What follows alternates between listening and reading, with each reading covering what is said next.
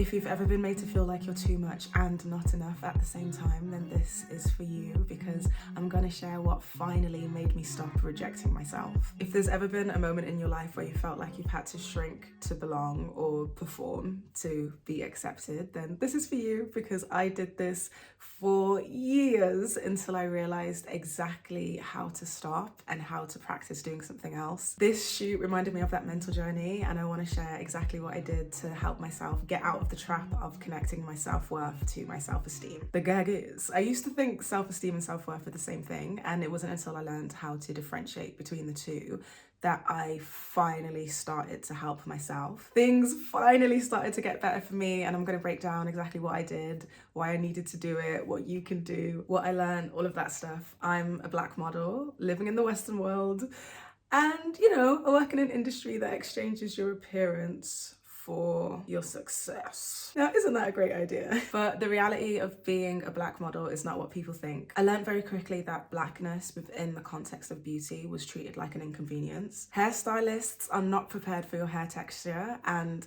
makeup artists are not prepared for your skin tone. They didn't consider you. And so when you arrive and they're like, oh, it kind of makes you feel like, or over time can definitely make you feel like you've brought a problem to the table just by existing. I walked a show for this London designer, and I've walked for this designer multiple times, and every single time I've had my hair styled, not straightened to make it easier to manage, but styled in its natural hair state. And then this one time I turned up and the lead hairstylist had changed. Not a problem, apart from it absolutely was a problem, because as soon as I arrived, the designer was like, okay, straight into hair and makeup. And I was like, bet. And they signaled to the hairstylist and said, Luanda's ready. This person sat me down in the chair and was like, I think we'll leave it. Yeah, she really tried to play off her lack of skill, because hairstyling is a skill, and to be able to style more than one texture is a skill, but you're playing off your lack of skill like an artistic choice, and that's just not true. You're finding my hair inconvenient, confusing, unfamiliar, and you want to just move me to the side. She did this with every single other Black model and non-white model, so we're all left there feeling really incomplete. So this was a fashion show job, and before you go to a shoot or a fashion show, whatever, you turn up, no makeup, hair washed, skin washed. That's just like the criteria. So this person wanted to let all of the Black models walk around the way that they turned up. Like, bro, I just got off the megabus and you wanted to shove me out there like this with all these photographers? Yes, she does. And yes, she did. So one of my friends was brave enough to actually just say, hey, can I get my hair done? And she sat this person down, and she was like, oh, you want to be like the white girls? Is it because you want to look like the white girls? Is that it? Now, based off the reaction of me and the other model that she was telling, my friend then, like, bear in mind she's telling me this when we're lining up. I'm be crying already. We're lining up and we're ready to go out. And she's telling us in the queue, and based off of my reaction and the reaction of the other model that she was telling, she just burst into tears, because I don't know how many people can relate to this, but mistreatment is super confusing. And then when someone validates your emotion, the emotions that you've been suppressing, it's kind of like it all comes out at once. And it just happened. It was a microaggression or a plain racism. It was bullying, it was bullshit, it's mockery. And bear in mind, I've been on jobs where the look is my hair, the look is my natural hair out. But if I have my natural hair out, the hair that is out is styled, because it's hair and you're a hairstylist and you're supposed to style the hair. Now, the last time I shared an experience of racialized beauty standards and my treatment because of it, I said something like, this is not an isolated incident. And I said that like quite passive and quite casual, because it's not an isolated incident. I use these examples to represent an uncountable amount of experiences that lead you with a certain belief. It's the accumulation of all of these things that make me feel like the too much. I'm too much. My hair is too much, and my beauty is not enough. Now, I can process this in the present day, but at the time where this stuff was happening to me, drip by drip, it just seeped into my subconscious, until I believed the way that I was treated. As evidence of what my brain did, I was once booked to walk a show in Paris, and there was a designer who needed an extra model, which means that I could have walked an extra show, which would have been awesome. So the producers pulled me and they pulled another girl, and they said to the designer, you can choose between these two models. And the designer turned to face us and they were like, wow, I'm so lucky because you've picked like two of the most beautiful people in the room. However, remember what I said about drip by drip, me starting to agree with all of the other experiences. So someone's saying to my face like, oh wow, these two are so beautiful, I'm so lucky. Spoiled for choice, which is what I think they were trying to get at.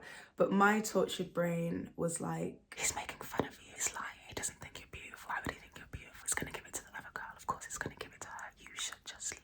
And whilst I was distracted, because after all of my harsh experiences of not just being a black model, but being a black person, I couldn't take it. Like, I knew on that day that I could not take another rejection of my appearance, because I knew that what that was going to do to my insides. So it was a super busy room. There was lots of models, lots of things going on, and I just slipped out. You will never be able to control if someone rejects you for how you are, like how your appearance is, and you will never be able to control if someone rejects you for who you are, like how your personality is. But if you take all of these scenarios and use them as a way to reject yourself, like I did, then something is very, very, very wrong and something needs to change. Paris made me realize that something has to change, and this shoot made me realize something has changed.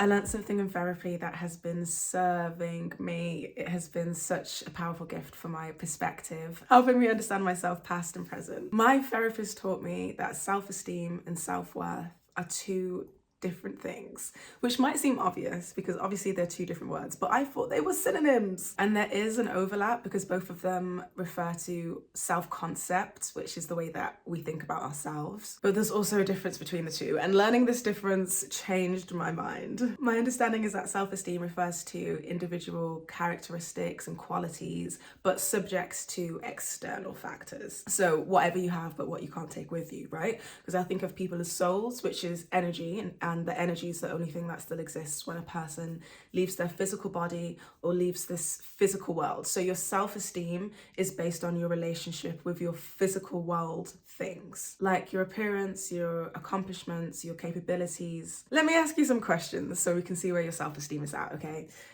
Do you like your appearance? Do you spend time with people who like your appearance? Do you think you can do your job well? Do you spend time with people that think you can do your job well? Do you think that you're successful, and do you spend time with people that think you're successful? If you answered yes to most, your self-esteem is probably high. But the biggest mistake that we can make, and the biggest mistake that I've made, is trying to get to self-worth through self-esteem, thinking that if things look better on the outside, then I'm gonna feel better on the inside. But self-esteem will never, ever, ever, ever be enough, because it's based on things that are designed to change, and they're based on things that are objective. I could introduce myself to one person and they'll be like, wow, you're stunning. And then I go to another person and they're like, you know? So yeah, self-esteem will never be enough because it's based on things that are guaranteed to change. Self-worth, on the other hand, self-worth is a self-evaluation, but based on internal beliefs. And remember that internal beliefs are just repeated thoughts, because I don't want anyone watching this after I ask the self-worth questions to feel bad, because remember that beliefs are just repeated thoughts, which hopefully makes people feel a little bit more in control and a little bit less guilty, because once you realize that you've been holding negative views about yourself, you might stop beating yourself up for having negative views. I've been there. Not to say I won't ever go back again. I'll probably go back next week, but it doesn't do anything productive. I always like to remind myself that my beliefs are a choice, because if they're just repeated thoughts, then I can choose the belief that I'm trying to get to and just keep repeating those thoughts and keep living like those thoughts are true, and eventually it will become a stable belief. A gentle reminder that everything that we have learned, we can unlearn. And I say this because I think it's so important, because the negative view of ourselves is usually taught to us by other people. I didn't, pop out the womb and say, I'm not good enough because this tone of my skin is too deep, or the texture of my hair is too curly. Other people taught that to me. My mistake was agreeing, but my power is in rejecting those beliefs. Anyway, so self-worth questions. Do you think you are worthy of love? And do you hang around people who think you are worthy of love? Do you think you're worthy of respect? And do you spend time with people who think you're worthy of respect? Do you think you're worthy of consideration? And do you spend time with people who think you're worthy of consideration? Again, if you answered yes to most, you probably have high self-worth. And also, if you answered yes to most, congratulations. Me walking away from that casting decision was me walking away from myself. I had experienced race-based rejection so much by that point. Oh, and of course I forgot to mention the other model was non-black, so that's why my brain did that thing. I had been rejected so much at that point, inside the industry and outside of the industry, that I thought, you know what, no worries, I'll do it. Let me save you some time. I'll reject myself. Please allow me. Nobody had asked me to leave, but I'd already abandoned myself at this point, so why not abandon this opportunity as well, you know? My self-love was condition-based as fuck. Once I understood that you cannot get to self-worth through self-esteem, once I understood that they are not the same thing, then I was able to start building actual real life self-worth. So how did I do it? Well, I'm so glad you asked. I built my self-worth by having a new central belief and letting every decision I make, everything that I think, the way that I move in the world, be dictated by this one singular belief. I am a valuable person because I am a person. I am worthy because I am alive. I have inherent value because I have inherited the earth. And that's it. I'm a person of value because I'm a person. My life is worth living because it is a life. Seems simple, but don't knock it before you tried it. My relationship with these jobs at that time was a relationship of anxious attachment, which is what happens when you assign value to something that is constantly changing and completely out of your control. I put so much value on something that doesn't signal whether I treat people well and whether I treat myself well, which is the only thing that matters. It was an anxious attachment relationship at the time because I allowed my perceived success, which is like, how many jobs have I booked and how well did I do on this job? I would let that dictate my value. This is nuts to admit, but it is true. If I booked a job and did well on the job, I would let that signal that I have value in this world, that it was okay for me to be here. So being rejected or accepted was psychologically a matter of life or death because that is the stakes that I put on it. And if I gave it those stakes, I can take it away too. If I look at my life through the lens of inherent value, automatic value, automatic birthright value, instead of what I was doing before, which I guess is like scrambling to try and like put value into my life. If I look at my life through the lens of inherent value, then the days are, they're so much sweeter. I will be sitting by my window with the sun beaming in my face with no thoughts, just gratitude because I'm genuinely happy to be alive. I will be savoring and actually tasting my food instead of what I was doing before, which was just eating to function. I will be taking the long way home because I love breathing fresh air and I love the scenery. I will be on shoots having a genuine good time instead of still working but being quietly insecure on set. Being on this shoot and making small talk with the MUA, who was so lovely by the way, and she had multiple foundation shades. Some of you can't relate, but yeah, she was lovely. And you know, you make small talk with the makeup artist when they're doing your makeup and they just ask you about modeling, and it got me thinking about this journey. It made me realize that my upstairs is doing so good and that's all that matters. That's all that matters to me right now, really, genuinely. I'm just laughing because I actually can't believe it. It's been so long. If you relate to anything I've said about feeling too much and not enough at the same time in any way, shape or form, it doesn't necessarily have to be on your appearance, but if you relate to feeling like you're too much and not enough at the same time, then putting in new beliefs is going to take practice. It's going to take effort. It's going to take time. It's going to take mistakes. It's going to take patience. And I would honestly start by forgiving yourself, because for me, I'm a little political, I'm a little I'm political, and I care about communities, and of course I care about how the Black community is doing. So it was a little bit embarrassing to recognize that I had internalized anti-Blackness. But if I choose to be embarrassed about something that I didn't give to myself, then I'm going to begin a relationship of shame, and that's not productive. Our beliefs are accumulated from evidence, from real life experiences. Now, bear in mind, the world is going to continue to give you this evidence. It's not like you can wake up with this realization and then stop being mistreated.